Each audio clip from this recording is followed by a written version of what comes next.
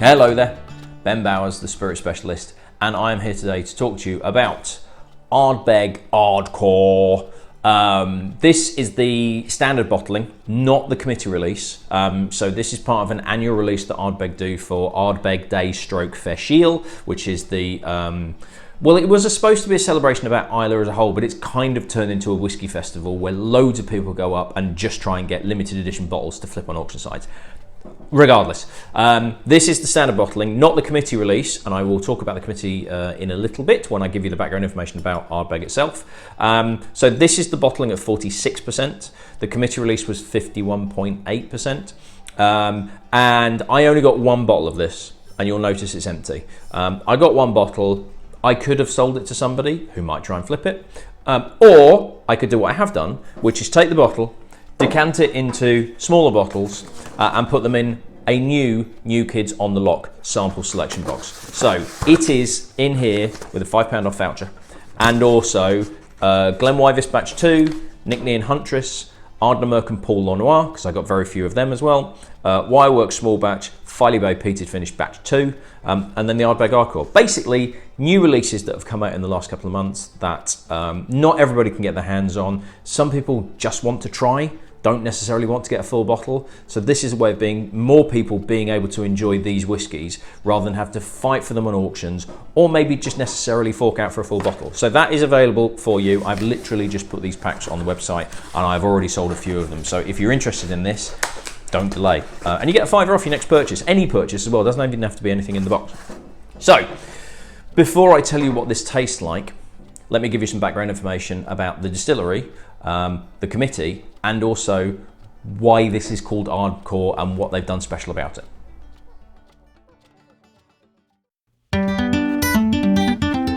The Ardbeg Distillery was founded in 1815 by John MacDougall on his family farm on the south coast of Islay, although evidence shows illegal distilling was taking place there for at least 20 years prior. It's located on the same road that also holds Lagavulin and Laphroaig, and all three distilleries are known for producing some of the peatiest whiskies in Scotland. As popular as it is now, the distillery wasn't always a success, being mothballed in 1981 and restarting again in 1989 on an intermittent basis, going silent once more in 1996. However, a year later it was purchased by Glenmorangie for £7 million, and who themselves would eventually be owned by Louis Vuitton Moet Hennessy in 2004, who then began to rebrand Ardbeg and take advantage of the increasing popularity of smoky malt whiskies. Due to the limited availability of casks thanks to its checkered history, the first age statement release was actually a 17-year-old, and it wasn't until 2008 that the 10-year-old was launched. The Ardbeg portfolio contains a number of no age statement bottlings, which combine casks of various ages and types to maintain some kind of consistency in batches. Dr. Bill Lumsden was distillery manager of Glenmorangie from 1995 before becoming Director of Distilling, Whisky Creation and Whisky Stocks for both Glenmorangie and Ardbeg, and is considered the figurehead for continually experimental releases utilising different processes through production. Set up in 1999, the Ardbeg Committee is a fan club of sorts that offers members exclusive releases, normally on Ardbeg Day, which started on June 2nd, 2012. So popular were these limited edition bottlings that a second accompanying release started to become available for the general public through retailers worldwide, but more often than not, these were released at a lower alcohol strength. Ardbeg Ardcore is the Ardbeg Day bottling for 2022, using black malt barley, which they claim is a first for use in whisky. Used mainly for darkening the colour of beer, but not necessarily changing the flavour, the husk of the grain is often removed to reduce what would otherwise be a bitter note caused by the intense roasting needed to obtain such a dark colour. The Ardbeg Ardcore standard release is bottled at an ABV of 46%. The committee release is bottled at 51.8%. No chill filtration takes place, however it's not confirmed whether or not colouring is added.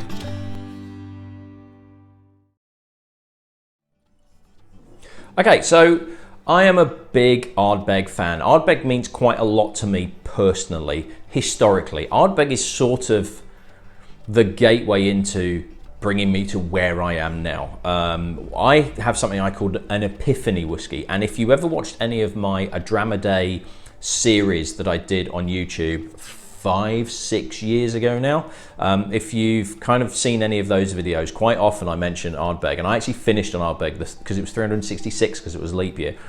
I always wanted to finish that year challenge on Ardbeg. So my 366th, too many ths going on, was Ardbeg. And it was a 1977 Ardbeg that I tried. They had a sample bottle of it when I was working for Oddbins. We had some amazing sample bottles, and to think about it now is almost quite depressing. So we're talking 25 years ago, 27 years ago. Tasting bottle of Ardbeg 1977 behind the counter in Oddbins in Newcastle, which is sadly not there anymore. The second best job I ever had. It was absolutely brilliant. Still friends with people I used to work with. This is the best job I've got, but that was my second best job by a long way. And I can still remember being stood behind the counter, very quiet time, trying this and just being absolutely blown away by the complexity, the depth, the finish, everything that was going on in just one liquid. It was absolutely incredible. And while it wasn't the first whiskey I'd ever had, because my dad had collected it for years, that's kind of what got me interested in it. The Ardbeg 77 was the one that totally changed me as a person in terms of my career path and what I was interested in and where my passions became. I went from wanting to be a screenwriter to just wanting to deal with not just whiskey but spirits as a whole. And here we are. I have my own shop. So I always have a soft spot for Ardbeg. However, I've not really had Ardbeg much in the shop. That's more because I don't have a direct account with LVMH, who have quite high minimum order quantities in order to be able to get stock in. And Ardbeg's starting to feel a bit expensive for me. You know, the 10-year-old is on the pricey side. Now, yes, everything is going up. It's not like I've fallen out of love with Ardbeg. It just for me feels like it's losing a little bit of its integrity. It's becoming a bit more commercialized. And, you know, as with Glenmorangie, with their owners, but it's not as bad as Macallan. But I'm just starting to lose a little bit of respect for Ardbeg. I don't really feel like I think the heart and soul of Ardbeg isn't really there anymore. But it's still great liquid, and I still love that kind of flavour profile that they do. That kind of heavily peated, but maybe not slightly as swampy as Ardbeg, but it's as a Laphroaig. But it's always got like a slight sweetness to it as well. So the Ardcore. Now, again, when I talk about, you know, marketing and things like that, it goes on about, you know, taste buds punctured, and every single thing I read about Ardbeg, when it's some kind of press release or review, or it's on the bottle, it's on the box, is like biting a spiky ball. What? You know, it's such a weird phrase. And then they're going down that punk route. So Colin Gordon, distillery manager, used to be in a grunge band. There's all this punky stuff on the front. It's all a little bit, you're kind of reading it. Now, again, kind of that marketing nonsensy bullshitty type thing. Created with roasted black malt, this spirit is all about substance. Incinerated to within an inch of its life, including this malt in Ardcore, is what defines its distinctive profile. Now, yes, the malt is heavily roasted in order to become black malt. But using that terminology gives you the impression that the incineration of the malt is what's giving it the smokiness. Now, if they're not taking the husks out, which they do with beer to stop it being bitter, if they have taken the husks out, then the smokiness is from the peat, as it is with all Ardbeg, not the malt. That incineration is to make it black, not to impart smokiness, unless they are keeping the husks in which case you might be looking at a bitter flavour profile.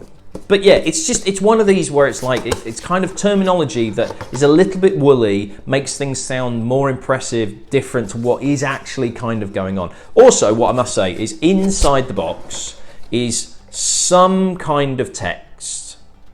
There's even stuff on the lid, which is Shorty the dog. But there is some kind of text written in there in kind of like punk cut out letters and everything like that. It's inside the box. Nigh impossible to read. A mosh pit of anarchic aromas, cremated toast. The further you get down, you can't read it. It's really, really hard. What is the point? What is the point of having that inside the box? What's that done? Because in order for anybody to read it, we now have to split the box open and it's glued. So, yeah, because the bottoms flap out, but you still can't read it. You still can't get inside to read what's going on, so you've got to rip the whole box apart. So, congrats to the marketing person who came up with that, and I can't put the box together, because that just seems like just a complete waste of ink. and printing time and everything like that. Anyway, I mean, that's a kind of digressive rant, but you know, it just, when I saw it, I was like, why? What's the point? Anyway, most important thing is the liquid. So let's puncture my taste buds. So as I said earlier, this is 46%, not the 51.8. I'm not going to get any committed release. I'll be very lucky if I even get a sample of the 51.8 to do some kind of comparison. There is a little bit left in there in order for me to do the video, and also just for me to enjoy maybe later on, to come back to it. So if somebody does want to send me a little dram of the 51.8 committed release, if you've got any spare, it would be very interesting to try the two side by side, and I might even do a video on it anyway. So let's see. Very, very pale. For some reason in my head, I associate Ardbeg being a darker colour, but maybe that's just some of the older ones that I've had. Doesn't say anything about the cask maturation. It talks about the black malt barley, but it says nothing about what it's been matured in. And none of the bump I've read about it, the reviews, nothing talks about the casks. It all talks about the malt that's been used. So, you know, I'm guessing sherry casks, but I don't know, because I can't find any evidence one way or the other to say what they've been in. Oh, an age statement. No age statement either. So this could be relatively young. If it's specifically with black malt, it could, I mean, this could be a combination of ages. Again, very, very little detail. Another one of these no age statements that I'm not expecting you to give me the age, but at least some indication of what the age range might be, the youngest to the oldest, or the average, or something. Just give us something rather than just puff, because it's not helping. It's not helping matters, and it doesn't make it any easier for me to sell to customers who want the trust in me that I know what I'm talking about. I don't know what I'm talking about with this because you don't give me any bloody information. So help us out, please, as in us retailers. Anyway, I'm very ranty this morning. Don't quite know what's going on. So, on the nose, classic, slightly marine-like, slightly oily, bonfirey, sweetness in there, kind of like charred caramel, slightly burnt caramel. There's sea salt. There's like salt and vinegar on chips and fish and everything like that. There's a soft ashiness, but there's an underlying sweetness all the way through. It's like brown sugar hit with a blowtorch, and it's kind of caramelizing and it's burning at the same time as well. Loads going on here, but it still feels quite light. Everything's medium to high notes. It feels like there's something missing underneath when I'm nosing it. It feels like there should be a weight that's kind of lacking. Everything, there's lots going on, and it is really, really enjoyable to nose. But it just feels like there's a depth and a weight that's just kind of missing from it. Anyway, let's go on to the palate.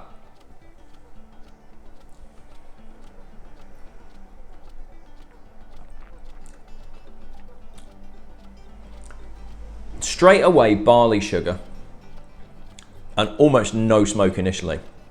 That comes through in the back half. As you swallow, that's when that peat hits. Very soft, and again, very, very sweet. Very sweet indeed. We're now we've got a mouthful of that custard underneath the creme brulee with that burnt caramelized topping. I'm almost getting kind of like charred strawberries. This is really sweet. Really, really sweet. Very kind of brown sugar, toffee, butterscotch. The smoke itself is sweet. It's not quite barbecued meat. It's not quite barbecue sauce. It's toasted marshmallows on a barbecue. That charred outside that you get on a big marshmallow, and then that softness that's coming in here. What does it go on about on the label? Dark chocolate and brittle toffee. I get toffee, but I'm not sure I'd go brittle. It feels much softer.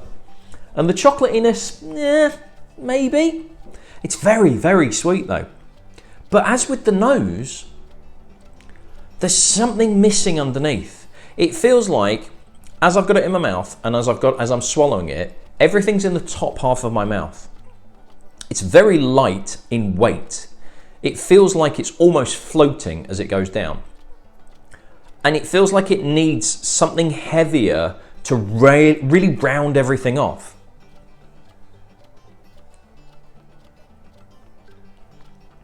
It's really kind of throwing me. That second time there's a bit more of a bite as I swallow, so that might be just the way that I've swallowed it down. There's a bit more of a hit on the back of the throat. But again, the finish feels like it's on the roof of my mouth. Like literal smoke going up. There's nothing on the tongue. There's nothing on the sides of my mouth. There's no depth to it. It is good. There's lots going on with it still, as is its nature, as heavily peated whiskies will tend to have more going on because of the intensity of the flavours in there.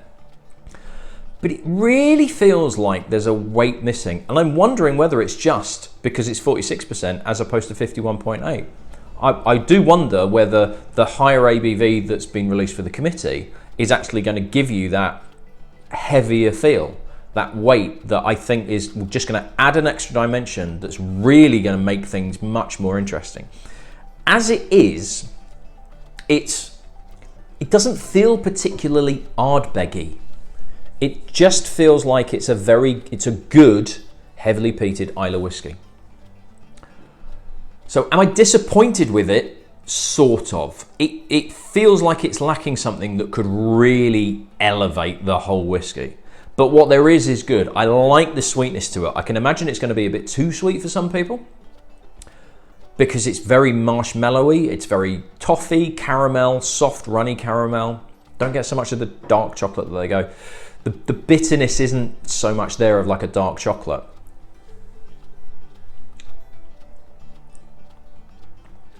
It's very, very easy drinking for a heavily peated whiskey, because there'll be some people that will try that and go, how can you even put that in your mouth? Steady. But yeah, personally, it feels like there is a level to this whiskey, whether it just needs to be slightly higher ABV, which is why they've done it for the committee, or I don't know, maybe slightly more influence of a slightly richer sherry cask or something. It just feels everything's light and floaty, and it just feels like it needs kind of weighing down a little bit, and then it will be an absolute blinder. It doesn't scream out punk. It doesn't feel intense enough to be punk. It doesn't feel heavy enough to be punk. It feels a bit too light and fluffy to have all this punk paraphernalia kind of going around it. But that's by the by. So, very, very interesting. It's been a while since I've had any of the limited editions, simply because they're so bloody hard to get hold of. I've had some 10, I've had some Ugadal, I've had some Corrie Vrecken, and I've got some Wee Beastie. I've got one bottle of Wee Beastie left on the shelf. So, if you are wanting this, you can't get it from my website. If you want the one Wee Beastie that I've got left, head to the website, www.spiritspecialist.com. I've also got some other Islay whiskies in there as well, so if you're wanting some just heavily peated stuff and see what I've got, go and check out the website. If you are wanting to try this, and it'd be really, really interesting to get other people's thoughts on this. So the rest of that bottle, apart from the little bit that I've got, maybe somebody wants to send me a bit of committee release and then I can do a side-by-side. The rest of the bottle is in here. So you can have a 30ml measure of this and see what you think of it, and then let me know, along with the others that are in the box. So as a reminder, Glenwyvis, Nickney and Huntress, Paul Lenoir Merkin, Wireworks Small Batch, Friday Bay Peated, Peated Batch 2, sorry, and you get £5 off your next purchase. Head to the website and pick up one of those while I've still got some left. Right, that's me done. I shall see you at the next video. Cheers.